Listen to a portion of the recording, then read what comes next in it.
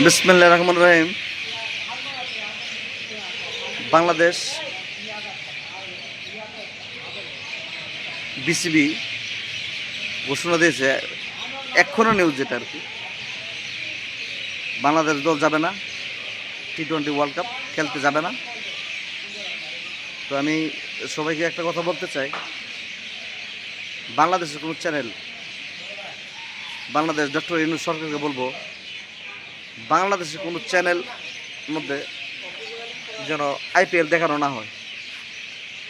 Boycott, cross, एकदम cross. साला भोसुरिया लोग के साथ क्या बात करूँगा,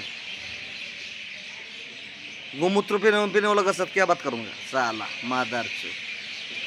अभी आजान पर गया मस्जिद में। তো সবাইকে বলবো আইপিএল বয়কট, আইপিএল সবাই দেখবেন না ইনশাল্লাহ। পিসিএল আসতেছে, পিসিএল আছে, বিভিন্ন ফ্র্যাঞ্চাইজ আছে, সবাই দেখবেন। আর আইপিএলকে বয়কট করুন সবাই। সরকারকে বলবো একটা চ্যানেলও যেন না চলে। আসসালামু আলাইকুম।